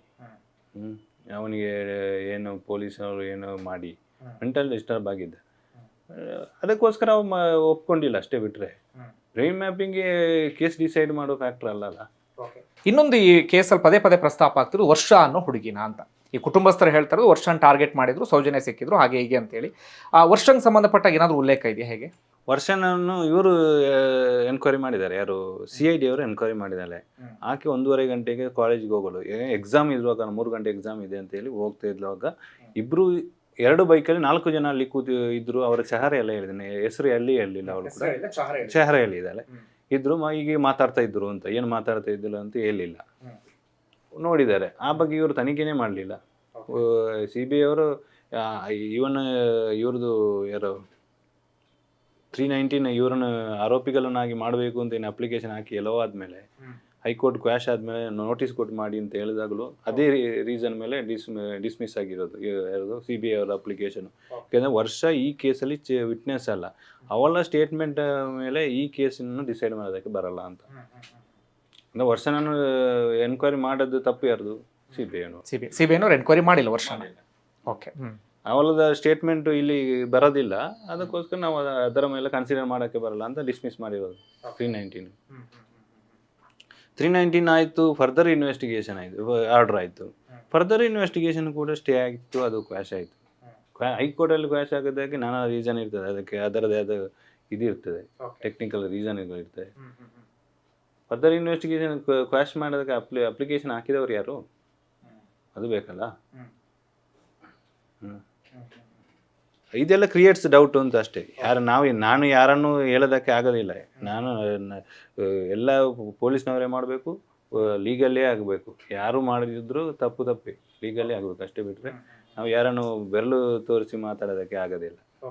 ಇನ್ನೊಂದು ಪರಿಮಳ ಟೀಚರ್ ಅಂತ ಪದೇ ಪದೇ ಪ್ರಸ್ತಾಪ ಆಗ್ತಾ ಇದೆ, ಅವ್ರದ್ದೇನಾದರೂ ಇದೆಯಾ ಇದರಲ್ಲಿ? ಪರಿಮಳ ಟೀಚರ್ದು ಏನಿಲ್ಲ ಇದರಲ್ಲಿ, ಅದ್ರ ಬಗ್ಗೆ ಯಾವುದೂ ಇಲ್ಲ. ಯಶೋಧ ನೋಡಿ ಇಯರ್ಸ್ ಎವಿಡೆನ್ಸ್, ಅವ್ರದ್ದು ವಿಟ್ನೆಸ್ ಇಲ್ಲ ಯಶೋಧ ಅವ್ರದ್ದು. ಅವರು ಅದೇ ಮಾತಾಡ್ತಾ ಇದ್ರು, ಇಲ್ಲಿ ಇವತ್ತು ಈಗ ಇಷ್ಟೊತ್ತಿಗೆ ಮಾಡೋದಕ್ಕೆ ಸಾಧ್ಯ ಇಲ್ಲ, ಏನು ಕಷ್ಟ ಇದೆ ಅಂತ ಹೇಳಿ ಮಾತಾಡ್ತಾ ಇದ್ರು ಅಂತ ಯಶೋಧ ಒಂದು ಮನೆಯಲ್ಲಿ ಹೇಳಿದ್ದಾರೆ. ಅದನ್ನು ಇವರು ಹೇಳ್ತಾರೆ, ಫ್ಯಾಮಿಲಿ ಅವರು ಅಷ್ಟೇ. ಬಿಟ್ಟರೆ ಯಶೋಧಂದು ಸ್ಟೇಟ್ಮೆಂಟ್ ಏನಿಲ್ಲ. ಇಲ್ಲ ಏನಿಲ್ಲ. ಪರಿಮಳ ಟೀಚರ್ ಬಗ್ಗೆ ಎಲ್ಲಿಯೂ ಉಲ್ಲೇಖ ಆಗಿಲ್ಲ ಇದರಲ್ಲಿ. ಇನ್ನೊಂದು ಸಂತೋಷ್ ರಾವ್ ಉಗ್ರಲ್ಲಿ, ಅಲ್ಲ ಸೌಜನ್ಯ ಉಗ್ರಲ್ಲಿ, ಶರ್ಮಾ ಎಲ್ಲವೂ ಕೂಡ ಇತ್ತು, ಅದೆಲ್ಲವೂ ಕೂಡ ಅಂತೇಳಿ ಅದಕ್ಕೆ ಸಂಬಂಧಪಟ್ಟಾಗ ಏನೇನಾಯ್ತು? ಸೌಜನ್ಯನ ಉಗುರು ಟೆಸ್ಟಿಗೆ ಇದು ಹೋಗಿಲ್ಲ, ಅದು ಅಷ್ಟು ಚಿಕ್ಕದಾಗಿತ್ತು, ಅದನ್ನು ಟೆಸ್ಟಿಗೆ ಕಳಿಸೋದಕ್ಕೆ ಆಗೋದಿಲ್ಲ ಅಂತ ಹೇಳಿ ರಿಪೋರ್ಟ್ ಇರುವಂಥದ್ದು. ಚರ್ಮದಲ್ಲಿ ಉಗುರು ಇತ್ತು. ಇವ್ರ ರಿಪೋರ್ಟ್ಗೆ ಇವೊಂದು ಗಾಯ ಆಗಿದೆ, ಅದು ಅವಳಿಂದ ಆಗೋ ಸಾಧ್ಯತೆ ಇದೆಯಾ ಅಂತ ಕೇಳಿದ್ದಾರೆ. ಬಿಟ್ರೆ ಸೌಜನ್ಯನದಲ್ಲಿ ಹೇಳಿಲ್ಲ. ಸೌಜನ್ಯನ ಉಗುರು ಅದು ಟೆಸ್ಟ್ ಮಾಡೋದಕ್ಕೆ ಅನ್ಫಿಟ್ ಅಂತ, ಹಂಗಂದ್ರೆ ಅಷ್ಟು ಚಿಕ್ಕದಾಗಿತ್ತು ಅಂತ. ಈಗ ನನಗೆ ಇರೋದು ಒಂದು ಸಹಜವಾಗಿ ನನಗೆ ಯಾವಾಗಲೂ ಅನ್ಸೋದು, ನೀವು ವಕೀಲರು, ನೀವು ಒಂದು ರೀತಿಯಲ್ಲಿ ಮಾತಾಡ್ತೀರಿ, ಕುಟುಂಬಸ್ಥರು ಅವ್ರದ್ದು ಒಂದು ಇದ್ರ ರೀತಿಯಲ್ಲಿ ನೀವು ಡಾಕ್ಯುಮೆಂಟ್ಸ್ ಆಧಾರದ ಮೇಲೆ ಮಾಡ್ತೀರಿ. ಬಟ್ ನನಗೆ ಒಬ್ಬ ಸಾಮಾನ್ಯವನಾಗಿ ಅಥವಾ ನಾನು ಆ ಸ್ಪಾಟ್ಗೆಲ್ಲ ಅವ್ನು ಹೋಗಿ ನೋಡಿದಾಗ ನನಗೆ ಅನ್ಸೋದು, ಈ ಸಂತೋಷ್ ರಾವ್ ವ್ಯಕ್ತಿನೇ ಆರೋಪಿ ಅಂತ ಇಟ್ಕೊಳ್ಳೋಣ. ಆತ ಅಷ್ಟು ಚೆನ್ನಾಗಿ ಪ್ಲಾನ್ ಮಾಡಿ ಆಕೆಯನ್ನ ಪ್ರಾಣವನ್ನು ತೆಗೆದಂಥ ವ್ಯಕ್ತಿ ಆ ಬಾಹುಬಲಿ ಬೆಟ್ಟದಲ್ಲಿ ಹೋಗಿ ಯಾಕೆ ಕೂತ್ಕೊಳ್ತಾರೆ ಅಂತ ನಾನು ಬೇಸಿಕ್ ಆಗಿ ಒಂದು ಪ್ರಶ್ನೆ ನನಗನ್ಸೋದು ಯಾವಾಗಲೂ. ಅದು ನಿಮಗಾಗಿ ನಾನು ಲಾಯರ್ ಆದ್ರೂ ನಮ್ಗೆ ಅದು ಅನಿಸ್ತದೆ. ಈಗ ಸಂತೋಷ್ ರಾವ್ ಯಾಕೆ ಅಲ್ಲಿದ್ದ 2 ದಿನ? ಒಂದು ವೇಳೆ ಆತನೇ ಮಾಡ್ರ, ಇವ್ರೀಗ ಮಾನಸಿಕ ಅಸ್ವಸ್ಥ ಅಲ್ಲ ಅಂತಲೇ ಹೇಳ್ತಾರೆ, ಒಂದು ಕಡೆ ರಿಪೋರ್ಟ್ ಇದೆ ಅಂತ ಕೂಡ ಹೇಳ್ತಾರೆ. 2 ದಿನ ಅಲ್ಲಿ ಏನಕ್ಕೆ ಇದ್ದ? ಈಗ ರೇಪ್ ಆ್ಯಂಡ್ ಮಾಡಿದ್ರೆ ಅಲ್ಲೇ ಮಾಡಿ ಅವು ಹೋಗ್ತಿದ್ದ. ಸಂತೋಷ್ ರಾವ್ ಆಗಿದ್ದಿದ್ರೆ ಅವಳು ಮೈ ಮೇಲೆ ಯಾವುದು ಇರ್ತಿರ್ಲಿಲ್ಲ, ಯಾವುದು ಗೋಲ್ಡ್ ಜ್ಯುವೆಲ್ಲರ್ಸ್ ಇರ್ತಿರ್ಲಿಲ್ಲ. ಈಗ ಯಾವುದಾದ್ರು ಒಂದಾದ್ರೆ ಅವಳದು ಬೇಕಲ್ಲ ಇವನ ಮೇಲೆ, ಯಾವುದಾದ್ರು ಇವು ಅವಳದು ವಸ್ತುಗಳನ್ನ ಬೇಕು. ಹಂಗಾದ್ರೆ ಇವರು ಅದನ್ನಾದ್ರೂ ಮಾಡ್ಬೋದಿತ್ತಲ್ಲ ಇವರು. ಅವನು ಮಾನಸಿಕ ಅಸ್ವಸ್ಥ, ಆ ಮಾನಸಿಕ ಅಸ್ವಸ್ಥಗೋಸ್ಕರನೇ ಅವನು ಅಲ್ಲಿ ಟೆಂಟ್ ಹಾಕಿಕೊಂಡಿದ್ದ. ಇಲ್ಲಿ ಅದಿಲ್ಲಲ್ಲ, ಇಲ್ಲಿ ಅವನು ಸೌಂಡ್ ಪರ್ಸನ್ ಅಂತಲೇ ಇರೋದಲ್ಲ, ಹಾಗೆ ಅದೆಲ್ಲ ಕ್ರಿಯೇಟ್ ಡೌಟ್ಸ್. ಇನ್ನೊಂದು ಗೋಲ್ಡನ್ ಆರ್ಲಿ ಸರಿಯಾದ ರೀತಿಯಲ್ಲಿ ಸಾಕ್ಷಿನ ಕಲೆಕ್ಟ್ ಮಾಡಿಲ್ಲ, ಅದೆಲ್ಲವೂ ಕೂಡ ಬಹಳ ಸ್ಪಷ್ಟವಾಗಿ ಗೊತ್ತಾಗ್ತದೆ. ನೀವು ಸಾಕಷ್ಟು ವಿಚಾರನ ಹೇಳಿದ್ರಿ. ಆಗ್ಲೂ ನನಗೆ ಅನ್ಸೋದು ಸಂತೋಷ್ ರಾವೇ ಮಾಡಿದ್ರು ಅಂತ ಇಟ್ಕೊಳ್ಳಿ, ಸಂತೋಷ್ ರಾವ್ ಅಷ್ಟರ ಮಟ್ಟಿಗೆ ಪ್ರಭಾವಿನ, ಹಾಗಾದ್ರೆ ಪೊಲೀಸರ ಮೇಲೆ ಪ್ರಭಾವ ಬೀರುವಷ್ಟು ಪ್ರಭಾವಿನ ಅಂತ ನನಗನ್ಸೋದು. ಸಂತೋಷ್ ಅವನು ಇದರಲ್ಲಿ ಸಿಲುಕಿಸ್ಲಿಕ್ಕೆ ಭಾರಿ ಪ್ರಯತ್ನ ಪಟ್ಟಿದ್ದಾರೆ. ಈ ಸಂತೋಷ್ ಅವರಿಗೆ ಅವ ಹೇಳಿದ ಪ್ರಕರಣ ಆ ದಿನ ಅಲ್ಲಿ ಘಟನೆ ನಡೆದಿದೆ ಅನ್ನೋ ಬಗ್ಗೆ ಕೂಡ ನಮ್ಮ ಮಾಹಿತಿ ಇರಲಿಲ್ಲ ಅವನಿಗೆ. ಈ ಥರ ಒಂದು ರೇಪ್ ಆ್ಯಂಡ್ ಮರ್ಡರ್ ಆಗಿದೆ ಇಲ್ಲಿ ಈ ಪ್ರದೇಶದಲ್ಲಿ, ಸೆನ್ಸೇಷನ್ ಇದೆ, ಅದು ಕೂಡ ಅವನಿಗೆ ಮಾಹಿತಿ ಇಲ್ಲ. ನಾನು ಅವನೊಟ್ಟಿಗೆ ಇಂಟರಾಕ್ಟ್ ಮಾಡಿದಾಗ ಹೇಳಿದಂತ ನನಗೆ ಏನೂ ಮಾಹಿತಿ ಇರಲಿಲ್ಲ. ನಾನು ದೇವಸ್ಥಾನಕ್ಕೆ ಬಂದಿದ್ದನ್ನು ಊಟ ಮಾಡ್ಕೊಂಡು ಹೋಗಿ ಎದ್ದು ಬಿಟ್ಟರೆ ಬೇರೆ ಏನು ಮಾಹಿತಿ ಇಲ್ಲ ಅಂತ. ಈಗ ಅವಂತ ಪ್ರಭಾವಿ ಅನ್ನೋದಕ್ಕಿಂತಲೂ ಒಂದು ವೇಳೆ ಸಂತೋಷ ಅದೇ ದಿನ ಸಿಕ್ಕಿದ್ದಿದ್ರೆ ಈ ಕೇಸ್ ಇವತ್ತು ಸಂತೋಷ ಕನ್ವಿಕ್ಷನ್ ಆಗಿ ಕೂತಿತ್ತು. ಅದೇ ದಿನ ಸಿಕ್ಕಿದೆ, ಏನು 10ನೇ ತಾರೀಕು ಸಿಕ್ಕಿದ್ದಿದ್ರೆ ಕನ್ವಿಕ್ಷನ್ ಆಗಿ ಕೂತಿರುತ್ತೆ. ಕ್ರಿಯೇಟೆಡ್ ಏನು ಎವಿಡೆನ್ಸ್ ಮಾಡಿ ಎಲ್ಲಿಗೂ ಮಾಡಿ ಏನು ಮಾಡಿದೆ. ನನಗೆ ಇನ್ನೊಂದು ಯಾವಾಗಲೂ ಅನ್ಸೋದು, ಅಂದರೆ ನಾನೊಬ್ಬ ಸಾಮಾನ್ಯನಾಗಿ ಹೇಳ್ತಾ ಇದ್ದೀನಿ, ನನಗೆ ಯಾವಾಗಲೂ ಅನ್ಸೋದು, ಈಗ ನಾನೊಬ್ಬ ವ್ಯಕ್ತಿನ ಹಿಡಿದುಕೊಡ್ಬೇಕು ಅಂದರೆ ನನಗೆ ಬಲವಾದಂಥ ಒಂದು ಅನುಮಾನ ಬರಬೇಕು. ಈತನೇ ಇಂಥ ಕೆಲಸ ಮಾಡಿದ್ದಾನೆ, ಎಲ್ಲೋ CC ಕ್ಯಾಮ್ರಾದಲ್ಲಿ ನೋಡಿದ್ನಪ್ಪ, ಅಥವಾ ನಾನೆಲ್ಲೋ ಆತ ಆ ಸ್ಪಾಟಲ್ಲಿ ಓಡಾಡೋದು ನೋಡಿದ್ನಪ್ಪ ಅಂದಾಗ, ಬಾಹುಬಲಿ ಬೆಟ್ಟದಲ್ಲಿ ಸಂತೋಷ್ ರಾವ್ ಕೂತಾಗ ನಾನು ಸ್ಪಾಟಲ್ಲಿ ನೋಡಿದ್ದೆ, ಹೀಗಾಗಿ ಅವನೇ ಇರ್ಬೋದು ಅಂತ ಹಿಡ್ಕೊಡ್ತೀನಿ. ಸ್ಪಾಟಲ್ಲಿ ನೋಡಿಲ್ಲ ಅಥವಾ CC ಕ್ಯಾಮ್ರಲ್ಲಿ ನೋಡಿಲ್ಲ, ಎಲ್ಲೂ ನೋಡಿಲ್ಲ, ಸಂತೋಷ್ ರಾವ್ ಹಿಡ್ಕೊಡ್ತಾರೆ ಅಂದರೆ ಏನು ಸರ್? ಇವನ್ನು ನೀವು ನೋಡಿದ್ರು ಇವರು ಯಾರು ಅವರನ್ನು ಹಿಡ್ಕೊಳ್ಳಿಕ್ಕೆ? ನಾನು ಯಾರು ಒಬ್ಬ ಹೋಗ್ತಾ ಇದ್ದೆ, ನಾನು ಯಾರು ಅವನನ್ನು ಹಿಡ್ಕೊಳ್ಳಿಕ್ಕೆ? ರೇಪ್ ಆ್ಯಂಡ್ ಮರ್ಡರ್ ಆಗಿದ್ದಕ್ಕೆ ಐ ವಿಟ್ನೆಸ್ ಇಲ್ಲ, ಐ ವಿಟ್ನೆಸ್ ಇರೋದು ಇಲ್ಲ ಆಲ್ಮೋಸ್ಟ್. ಇವನು ಕಿಡ್ನಾಪ್ ಮಾಡಿದಕ್ಕಾದ್ರೂ ಐ ವಿಟ್ನೆಸ್ ಮಾಡ್ಬೋದು, ನೋಡಿದಾರೆ ಕರ್ಕೊಂಡು ಹೋಗೋದನ್ನು ಮಾಡ್ಬೋದು. ಯಾರು ನೋಡದವನು ಇವನು ಫಿಸಿಕಲ್ ಸ್ಟ್ರಕ್ಚರ್ ನೋಡಿ ಇವನು ರೇಪ್ ಆ್ಯಂಡ್ ಮರ್ಡರ್ ಮಾಡಿದಾನಂತ ಇವನಿಗೆ ಹೊಡೆಯೋದಾದ್ರೆ ಇದಕ್ಕಿಂತ ಅರಾಜಕತೆ ಬೇಕಾ? ಸ್ವಲ್ಪ ಕೂದಲು ಕೆದರಿತ್ತು ಅನ್ನೋ ಕಾರಣಕ್ಕೆ ಏನೋ ಒಂದು ಅವನ ಜೊತೆ ಯಾರಿಲ್ಲ ಅನ್ನೋ ಒಂದು ಮನಸ್ಥಿತಿ. ಆಮೇಲೆ ಪೊಲೀಸ್ನವರೆಲ್ಲ ಹೇಳ್ತಾರೆ ಏನು, ಆ ದಿನ ಸುಮಾರು 5,000 ಜನ ರಾತ್ರಿ ಸಂತೋಷವನ್ನು ಅರೆಸ್ಟ್ ಮಾಡಿದ ಸೇರಿದ್ರು, ಅವನನ್ನು ನಮಗೆ ಕೊಡಿ, ನಾವು ಅವನಿಗೆ ಹೊಡಿತೇವೆ. ಅದು ಫ್ಯಾಕ್ಚುಯಲ್, ಅದು ಸಿಚುವೇಶನ್ ಅಲ್ಲ. ಅವನು ಬಿಡಿ ನೀವು ಅಂತ ಸ್ಟ್ರೈಕ್ ಮಾಡೋದಕ್ಕೆ ಬಂದಿದ್ದು. ಅಲ್ಲಿವರೆಗೆ ಮಹೇಶ್ ಶೆಟ್ಟಿ ತಿಮ್ಮರೋಡಿ ಕೂಡ ಈ ಕೇಸಲ್ಲಿ ಎಂಟ್ರಿ ಆಗಿರಲಿಲ್ಲ.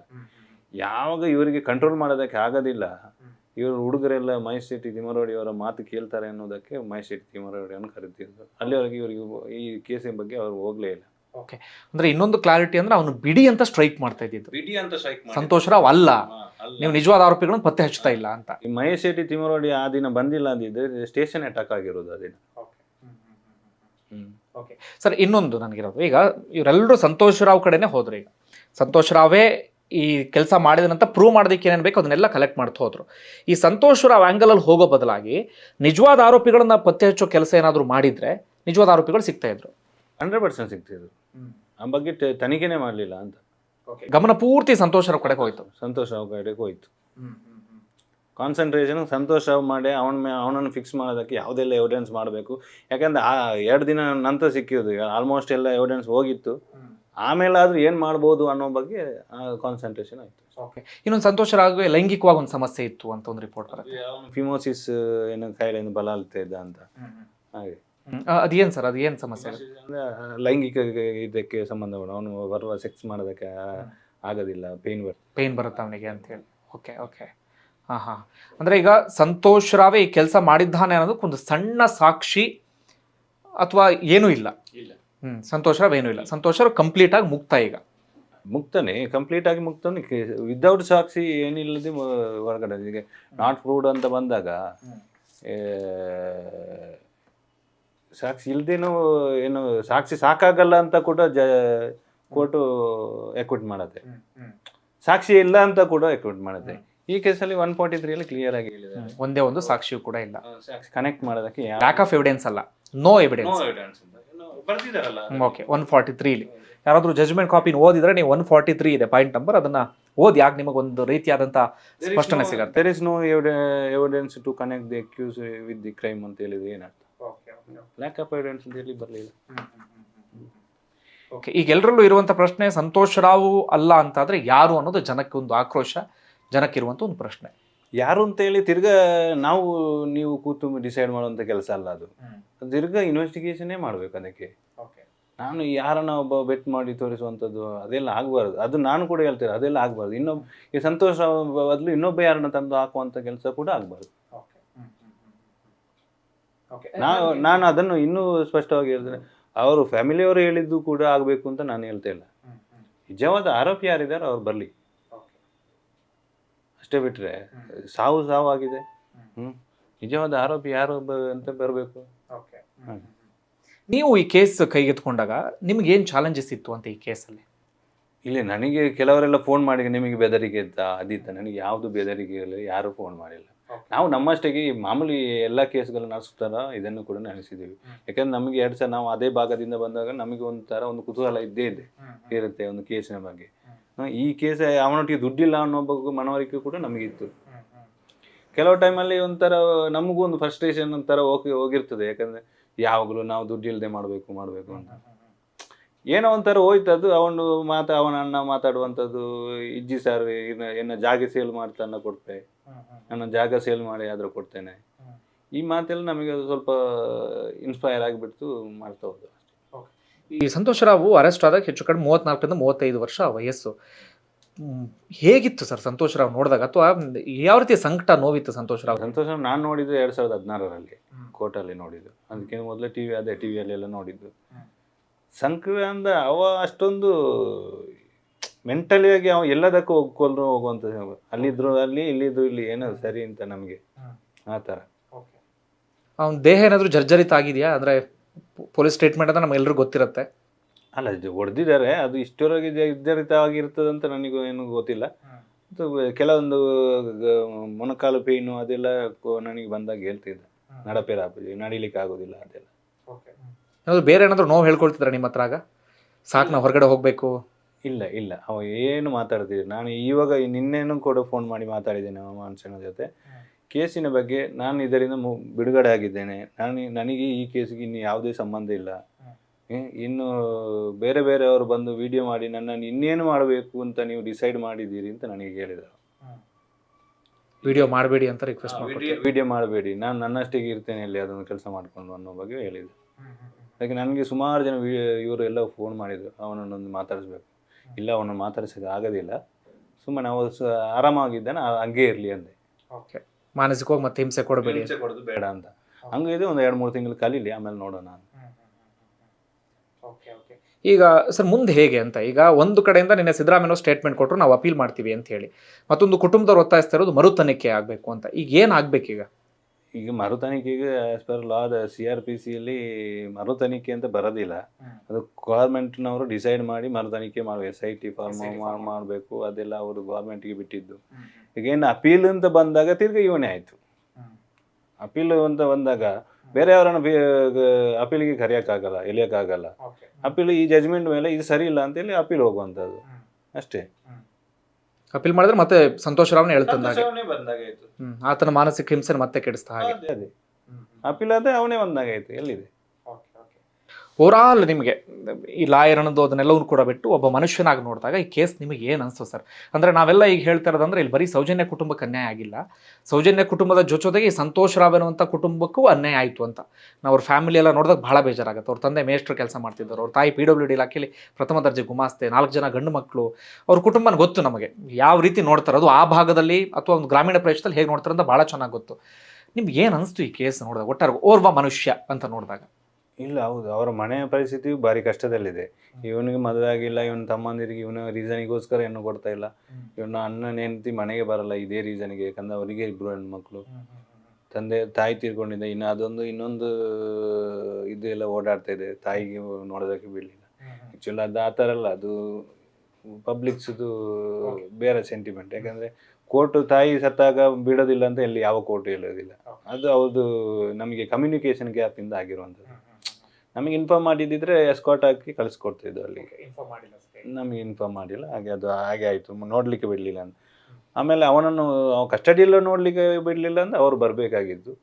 ನಮಗೆ ಕರ್ಕೊಂಡು ಬಂದು ಕೇಸಿಗೆ ಕರ್ಕೊಂಡು ಬಂದಾಗಾದರೂ ನೋಡ್ಬೋದಿತ್ತು, ಮಾತಾಡ್ಬೋದಿತ್ತು. ಅವ್ರು ಯಾರು ಅದರ ಬಗ್ಗೆ ಮಾತಾಡಿಲ್ಲ. ಇನ್ನ ಬೇರೆ ಆರೋಪಿಗಳನ್ನು ಪತ್ತೆ ಹಚ್ಚಕ್ಕೆ ಸಾಧ್ಯ ಇದೆಯಾ ಈಗಿನ ವ್ಯವಸ್ಥೆಯಲ್ಲಿ? ಪತ್ತೆ ಹಚ್ಬೋದು, ಪತ್ತೆ ಹಚ್ಚಬಾರ್ದು ಅಂತ ಏನಿಲ್ಲ. ಕನ್ವಿಕ್ಷನ್ ಕೊಡಿಸೋದು ಅಷ್ಟು ಈಸಿ ಆದ ಮಾತಲ್ಲ ಅಂತ. ಕಷ್ಟ. ಬಟ್ ನನಗೆ ಯಾವಾಗಲೂ ಅನ್ಸೋದು, ನಾವು ಚಂದ್ರಯಾನ 3ವರೆಗೆ ಹೋಗಿದ್ದೀವಿ, ಟೆಕ್ನಾಲಜಿ ಯಾವ ಹಂತಕ್ಕೂ ಹೋಗಿ ನಿಂತ್ಕೊಂಡು ಬಿಟ್ಟಿದೆ. ನಾವು ಭಾರತ ಅಂದಾಗ ಜಗತ್ತಿನಲ್ಲೇ ಬೇರೆ ರೀತಿಯಲ್ಲಿ ಗುರುತಿಸ್ಕೊಳ್ಳುತ್ತೆ. ಇಂತಹ ಭಾರತದ ಕರ್ನಾಟಕ ಎನ್ನುವ ರಾಜ್ಯದ ಒಂದು ಧರ್ಮಸ್ಥಳ ಅನ್ನೋ ಭಾಗದಲ್ಲಿ ನಡೆದಿರುವಂಥ ಈ ಘಟನೆಗೆ ಸಂಬಂಧಪಟ್ಟ ಒಂದು ಹೆಣ್ಮಕ್ಳಿಗೆ ನ್ಯಾಯ ಸಿಗಲ್ಲ ಅಂದರೆ ಏನು ಕಾನೂನು ವ್ಯವಸ್ಥೆ? ಚಂದ್ರಯಾನ ಅಲ್ಲವರೆಗೆ ಹೋಗಿದೆಯಲ್ಲ, ಅದೇ ಇದು ನಮ್ದು ರಿವರ್ಸ್ ವರ್ಷನ್. ಇದು ಒಂದು ಆ ಕಡೆ ಹಿಂಗೆ ಹೋಗ್ತಿದ್ರೆ ಹಿಂಗೆ ಮಾಡ್ಬೋದು ಅಂತ. ಕೊನೆದಾಗ ಏನು ಹೇಳ್ತೀರಿ ಸರ್? ಇಲ್ಲಿ ಕೊನೆಯದಾಗಿ ಅದೇ ನಮಗೆ ತೃಪ್ತಿ ಇದೆ, ನಾವು ಮಾಡಿರೋ ಕೆಲಸದ ಬಗ್ಗೆ ನಮಗೆ ತೃಪ್ತಿ ಇದೆ. ನಾವು ಯಾರ ಮೇಲೇನೂ ಬೊಟ್ಟು ಮಾಡಿ ತೋರಿಸೋದಿಲ್ಲ. ಯಾರು ನಮಗೆ ಹೀಗೆ ಮಾಡಿ ಅಂತ ಎಲ್ಲ ಯಾರು ಥ್ರೆಟ್ ಕೊಡುವಂಥದ್ದು ಕೂಡ ನಮ್ಗೆ ಯಾರು ಮಾಡಲಿಲ್ಲ. ನಾವು ಆರಾಮಾಗಿದ್ದೇವೆ, ಆರಾಮಾಗಿ ಕೇಸ್ ಇದ್ದೇವೆ. ನಮಗೆ ಆ್ಯಕ್ಚುಲಿ ಇದೆಲ್ಲ ಹೊಸದು, ನಮಗೆ ಮೀಡಿಯಾ ಹೊಸದು. ನಾವು ಯಾವತ್ತೂ ಮೀಡಿಯಾದಲ್ಲಿ ಪ್ರಚಾರ ಗಿಟ್ಟಿಸ್ಕೊಳ್ಬೇಕು ಕಾಣಿಸ್ಕೊಂಡವರಲ್ಲ. ಇದು ಒತ್ತಾಯದ ಮೇರೆಗೆ ಕಾಣಿಸ್ಕೊಂಡಾಗೆ ಆಗಿದೆ.